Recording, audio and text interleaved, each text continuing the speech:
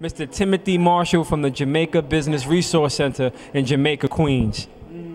Hello, sir. Hello, sir. How are you doing? I'm doing well. I know I'm in the right place when I'm with you. Wonderful to see you, my brother. Wonderful to see Yes, you sir. as well. Yes, sir. Now, you Yes, just sir. heard Mayor Clinton I. Young provide his fourth State of the City address. Yes. He spoke about development being at an all-time high. He spoke about crime being at an all-time low. He spoke about projects that were stalled due to politics, per se, that he was able to move forward. As a president and a leader of a business center, business organization, what does that say to you in terms of working to attract businesses and retain them in cities?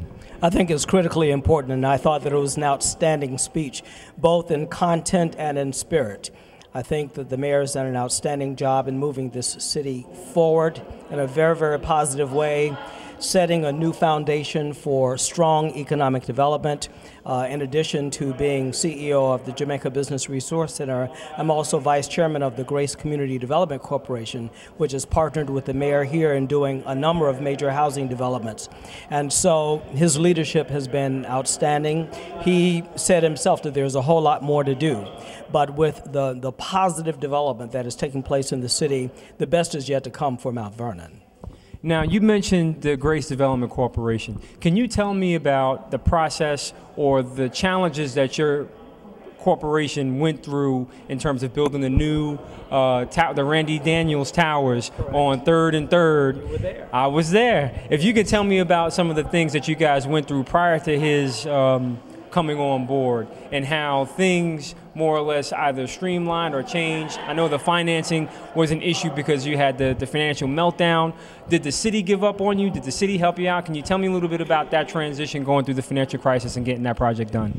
Well, I'm very pleased to say that the mayor offered his hand in partnership with us. And every step along the way, in terms of all of the licenses and permits and taxes and zoning and other regulatory issues, working with the city council, who was enormously supportive throughout the process, there were challenges. There were challenges. But I have to say that ultimately, the mayor and the city council worked very closely with Dr. Richardson and our Community Development Corporation to get this done, and Mount Vernon is the better for it. And this is one example of the leadership of the mayor and the city council and the county legislators and others, because it was a full partnership that got this done, as well as the state of New York. And we're very, very grateful to all of our partners who helped to make that happen. Now, one last question. I know that you host the forum with China in Jamaica, Queens, at the JFK Airport, and seeing the progress that Mount Vernon has put together, investment at an all-time high, crime at an all-time low, Memorial Field going forward, other development projects coming online. Do you think the city of Mount Vernon is ripe for an investment from China in terms of its growth and its smart city improvements that it's making? Absolutely, no doubt. As you rightly said, we hosted the Embassy of the People's Republic of China this past fall, and as a matter of fact, you were with us there as well. Yes. And so there are enormous opportunities. Right now, we have a small business owner who has developed a medical software business and is now doing incredible business in China, just with all of the new hospitals that are coming on board.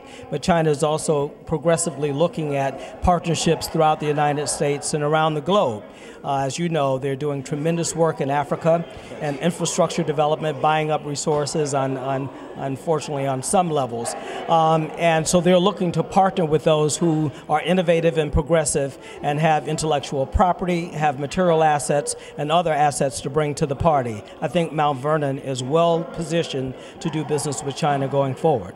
Well, you heard it first from CEO of the Jamaica Business Resource Center, Timothy Marshall, also Vice Chairman of the Grace Community Development Corporation. Our door to the Far East, linking business and community together and making progress go forward. We thank you for your time and your service and look forward to more great things from you. And not just China, we're co-hosting a conference in Africa, in Lusaka, Zambia, with the president of Zambia and the chairman of the African Union in May. So many good things still to come. Now, you see, I didn't know that, but I will be there. I look forward to it, and I can't wait to see more. Yes, sir. God bless Progress you. always continues right here in the Jamaica Business Resource Yes, sir. Center. God bless you, God sir. bless. Thank you Take so care. much.